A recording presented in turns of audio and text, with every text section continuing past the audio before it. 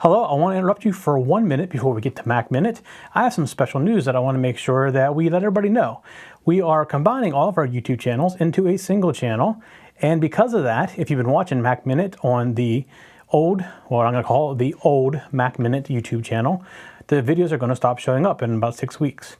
So, to keep getting Mac Minute, you need to go subscribe to the new channel, and it is very easy to remember. It is youtube.com/TechZenTV, all one word. And from that channel, you can subscribe to the playlist for Mac Minute, and you won't miss a single one. So when you're done watching Mac Minute, I'll remind you again before we go. But when you're done watching Mac Minute, go over to youtube.com/TechZenTV and subscribe so that you keep getting Mac Minute on YouTube. Thank you. Now on to Mac Minute. Hello and welcome to another episode of Mac Minute. This week we're going to talk about how you can add users to your Mac. And I know you may be thinking, why would I want to add a user to my Mac? Well, there's a couple of reasons you might want to do this. First of all, if you're like me, I like things where I put them on my desktop. And if you live in a household that has multiple people that use the computer, it may be an option so that people don't move the stuff you put on your desktop to somewhere else or change your settings. So basically everybody has their own look and their own feel. And if you have kids, the kids love making things a little different. And that can be frustrating to people, especially people like me who put something somewhere and they go to get it and it's not there. So the Mac allows you to create multiple users, and you can put certain restrictions on stuff as well. So this week we're going to talk about how you can very easily create new users. It's actually very simple. And next we're going to show you how you can switch between them even simpler. So the way you get started is at the very top, you go to the Apple menu, and you go to System Preferences, and here's the System Preferences, and I'm going to drag this down here a little bit, and you see down here at the bottom under System it says Users and Groups. So you click on that, and it comes up, and you see I have 4 users already. I have the current user, which I'm logged in as the Mac Minute user because I'm recording this show, and then I have my regular user, and I'm the admin, and then I have another one called Show that I use for other shows. And then the guest user is there by default, but mine is actually turned off so that you can't use that user. So to add a new one, you use this plus sign down here, but you're going to notice something. The plus sign currently is grayed out, as is the minus sign, and is the options. So if you look down the very corner, you see the lock is locked. So it's locked because the user that I'm currently logged in as is not an admin user, but a standard user. So a standard user does not have the ability to create new users. So to unlock it, basically click on this, and you have to log in as an administrator account. And you can have more than one administrator account. So I'm going to go ahead and, there's only one on my machine. I'm going to log in as me. And now you see it's unlocked. So now I can come down here and I can click on the plus sign, and I'm being asked for a new user information.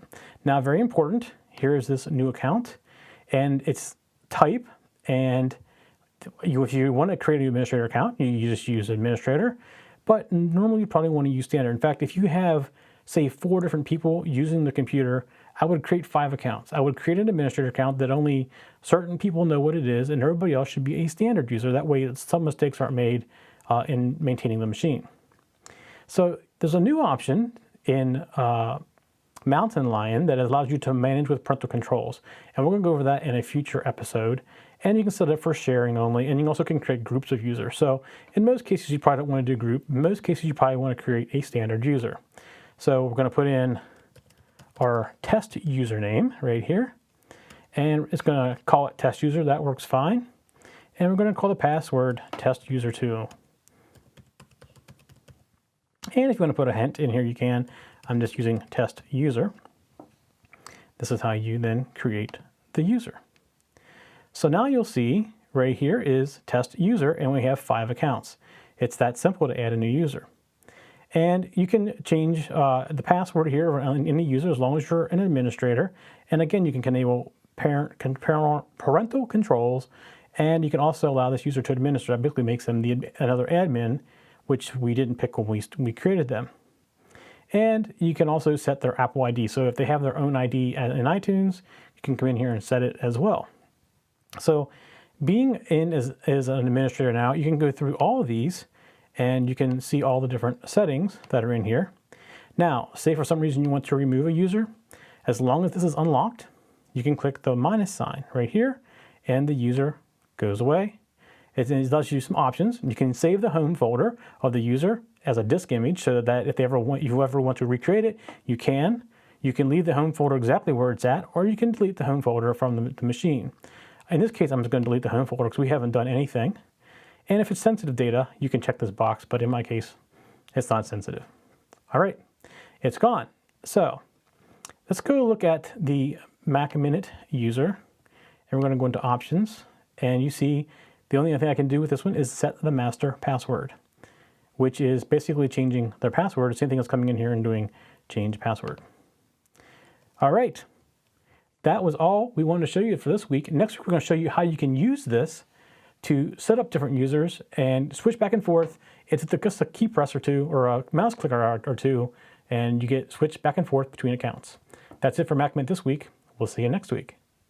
All right, before you go, I want to remind you, you need to go to youtube.com/TechZenTV and subscribe so that we can see you next week on Mac Minute.